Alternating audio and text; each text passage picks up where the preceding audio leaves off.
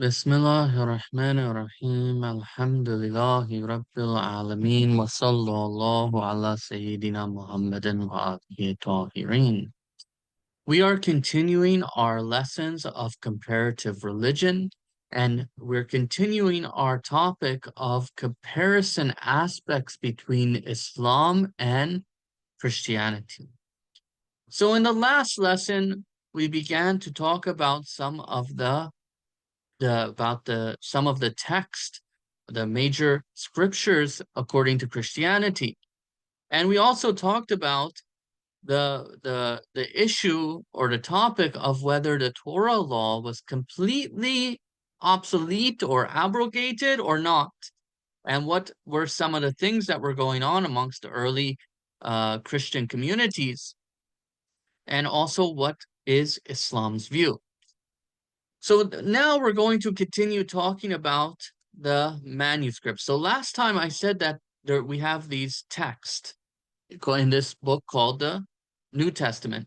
And these texts, four of them are like historical reports of Prophet Isa alayhi salam with some sayings about him and some things about his mission and his life. And then you have the Pauline letters, and then the book of the Acts and the book of Revelation. So you have that's the other section. And I said that some academics they look at the text of these works of these gospels and they try to date them. Now, that's when you look at the actual text and they try to, and like I said, there could be a problem there because maybe it's picked from other things. It's possible it could be like the so-called gospel attributed to Luke is a kind of filter of other things. And I also said that modern academics they say a view amongst them that all these books are having an unknown author. These four books, they're majhul, but the scribes had attributed these names to them, such as the Gospel of Mark and Matthew later on. So that's the text. Now, what about the manuscripts? When we want to see a physical manuscript, what do we have? What is the oldest manuscript that we can find? So the oldest manuscripts, which are fragments, by the way, there's a difference here.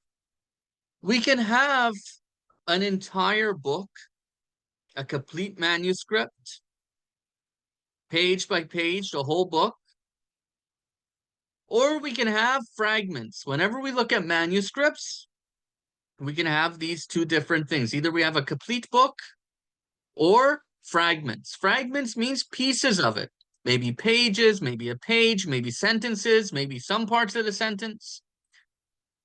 So the oldest manuscripts of these gospels are fragments. The oldest manuscripts are fragments. Not the entire book. Not the entire book. So the oldest fragment manuscripts, they date from 150 of the Common Era to 250 of the Common Era. 150 to 250 of the Common Era. And they are related to the attributed Gospel of Matthew. So that's the oldest physical manuscripts as far as the research that I've done here of the Gospels. The Gospel of Mark, the Gospel attributed to Mark, is dating from the manuscripts of it, that is, are dating from between 250 of the Common Era,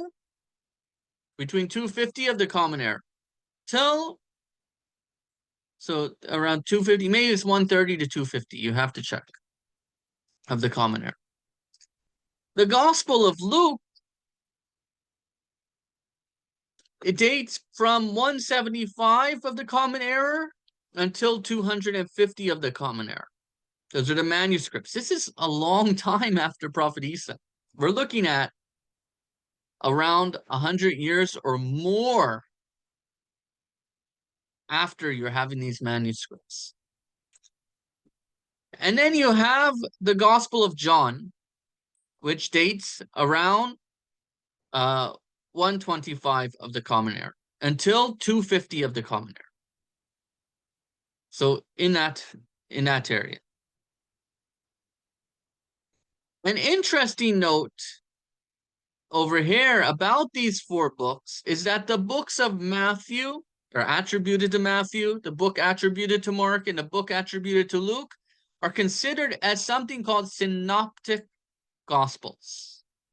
Synoptic gospels. What does this mean? This means they're called synoptic because they describe things from a similar point of view. A similar point of view. But a similar point of view in relation to what?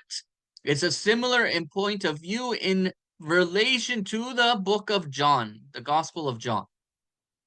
So 3 of them, Matthew, Mark, and Luke, attributed to them, they are synoptic gospels, meaning they look at things from the perspective, they explain things from a similar point of view when contrasted to the gospel attributed to John. So the gospel attributed to John is a bit different from its perspective, from its similar point of view than the synoptic gospels. Some believe that Mark's gospel, the gospel attributed to Mark, was the first to be written. So some believe that the gospel of Mark was the first to be written. That's like we talked about last time about the text. And books date earlier than 150 CE in the manuscripts. So Matthew is said to have died during the 1st century of the Common Era. Therefore, the authorship of the Gospel of Matthew that is attributed to him, like I said, the modern academics, they mention that it's an anonymous author of this written gospel. Mark, he died in 68 of the Common Era. So he was not alive during the time. And also, again, we had this view that I mentioned about from the academics that there are unknown authors. Luke, perhaps he was a physician, and he died in 84 of the Common Era. Both the books of Acts and the book of Luke is attributed to Luke, which is 27% of the New Testament. So this is 27% of the New Testament, these 2 books, which are attributed to Luke. However, again, the authorship of who wrote the book of Luke is not certain. John, he died in 100 CE of the Common Era. So John, he died in 100 CE of the Common Era. And again, you have this debate and dispute about the authorship. And Isa alayhi salam is said to have spoken Aramaic. Hence, these texts that the current Christianity have as per their manuscripts are in Greek. This was not the tongue of Prophet Isa addressing his audience. This is not the language in which he addressed his audience. Translation. So it's a translation. These are Greek translations of a supposed body of speeches of a group of people who spoke commonly Aramaic. So these people, they spoke Aramaic. Maybe they spoke some Hebrew. They may have known some Greek. Some people may have known some Greek because there was a Greek influence on society. But this is not the common language. It's not the common man's tongue.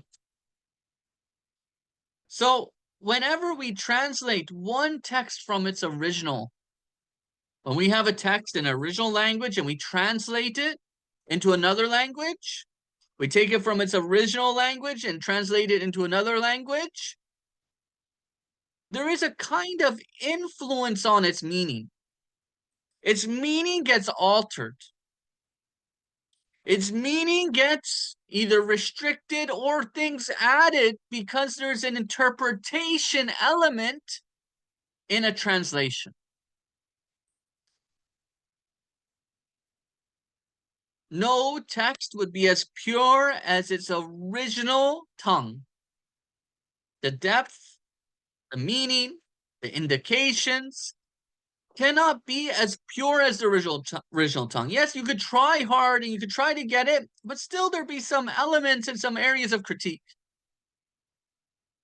There'll be some things that you couldn't convey from that original language.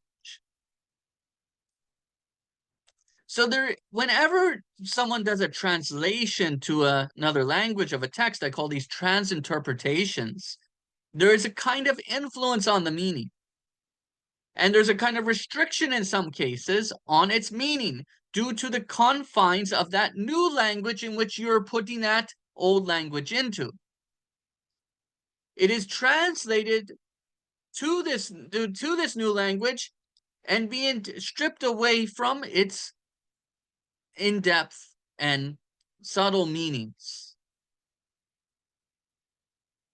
as well as the ideas of the translator will now influence and impact his method and his choices in interpretation, which may cause him to prefer one meaning of a word as to another meaning when bringing it into that language. And you lose that meaning then, that full meaning in the new language, which in the original language held more depth. This happens sometimes. Hence, it is very important, very, very important to consider the original language of a text. So that way you could be sure of its precise meaning. Now, these Gospels that we have here in the Christian scriptures, they are the translations of whoever wrote these texts. You do not have manuscripts of Aramaic. You do not have the original speeches. You have a translation by an unknown author, according to the view of the academics I mentioned. So this is the case with the Gospels. First, the actual message was spoken in Aramaic. Some of this message was injected into writing, which shows to be, which then was, maybe it was translated from orally hearing it into Greek, or maybe they had written copies and they maybe they had written fragments or written some kind of written text and they translated it into Greek. But there's a translation that happened, and that formed into Greek manuscripts, Greek text. And then after that, they translate it into different languages. And like you have the English world, now they have an English version, which is sometimes an injustice to the text when it's the Hebrew or even probably the Greek here, even though the Greek was an injustice to the original Aramaic as well. So this is why much confusion surrounds some points in biblical text. That is for all these reasons. When you translate something into a different language, then you have these problems. Just share my screen. Okay. So because of these two occurrences, namely, first, that the manuscripts and the authors are either unknown, which would make them majhul if we hold this view, or those manuscripts are dating later than Jesus's time, before the ascent. That's another problem. Or another problem is that there was a translation here of the Greek text into Greek text from an original language, which indicates the possibility of losing some of its meanings. there is then major issues with the text. Major issues with the text.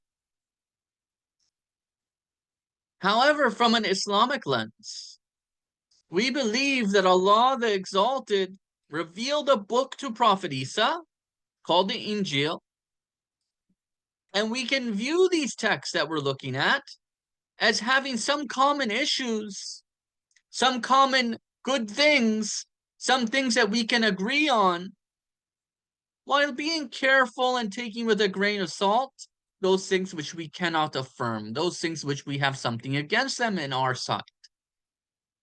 So we have to view them a little carefully and cautiously. There's some problem with the text here. We cannot affirm all the text as being reliable. So one cannot go out on a limb here and just rely entirely on these texts. Islam gives the right view and the right standards of how to view these texts, of how to approach and how to understand common points in these texts. So it's very important. If we understand authentic Islam, we'll be able to look at these things in a better light and in a better way. Okay, so like I said, we believe in Islam that Allah the Exalted has sent a book to Prophet Isa. So we have in this noble verse of the Holy Quran, Surah 3, Ayah 3, Nazala alayka al-kitaba bil-haqqi musadikan lima bayna yadayhi wa anzalna at-Tawrata wal-Injila. He, meaning Allah the Exalted, has sent down upon you the book with truth. It's the Quran. What's the Quran doing? Musadikan lima baina yadehi, affirming for what is between his hands. Wa anzalna at-Tawrata, and he sent down the Torah. Wal Injil, and the Injil. The Injil was the book sent to Prophet Isa alayhi salam. So are these books that you have there? These books are reports. So it's possible some of the words in them are the recitation of the Injil. It is possible that some of the words are true words of Prophet Isa, but it's also possible that there is an influence and impact for different reasons. Either the authors are unknown, or the text has been translated, or they are written much later. So maybe they were taking from some kind of different reports. So we cannot go out on a limb and just rely blindly on these texts, because we should affirm the text being connected to that specific prophet, being connected to the approval of that prophet. So these are important things. The Holy Quran gives us the standard, and we can connect the Quran to the Prophet Sallallahu. We talked about Quran in the earlier lessons related to Judaism, and the Holy Quran was revealed to Prophet Muhammad Sallallahu, and then he dictated it to scribes who wrote it down. So he got the revelation, Allah sent the revelation to him, and then he would word by word, letter by letter, tell the scribes, and it would be written down. This is the Holy Quran. Then we have its affirmation during the time of the Imams alayhim salam. So we have, this is the Quran. The Quran that we have is the same Quran revealed to Prophet Muhammad. And we have this, and it's affirmed, it's written down. We did not lose it. So it's very important to view these biblical books, although we'll view them with respect, and we will not agree with everything that may be in them. Maybe we have an answer to something in them, so we have to take them with a little bit of caution and analysis and understanding, and understand that maybe there's also possibility there's things we don't know about these texts, things we may not understand, and that when Imam Mahdi and Prophet Isa alayhim salam, when they return, inshallah, Allah will allow us to know the secrets of the things we didn't understand in these texts, and so we don't want to reject anything true. But we something that we know for sure is in the Quran. We can affirm that. Something that we know for sure is in authentic Islam. We can confirm that. Something we know for sure is rejected. We can disagree on that thing as well. We can not take that. Like Allah doesn't have a literal son. Allah the Exalted is not a human being. These things Islam teaches, and we don't believe God has a human body. We don't believe that God is a human being. We don't believe God is limited. We don't believe God has children. Some people have used these things metaphorical, some literally, but most Christians have taken it literally, which we totally disagree with, and we'll talk about that in the future lesson. Wa akhiru da'wana and alhamdulillahi rabbil alameen.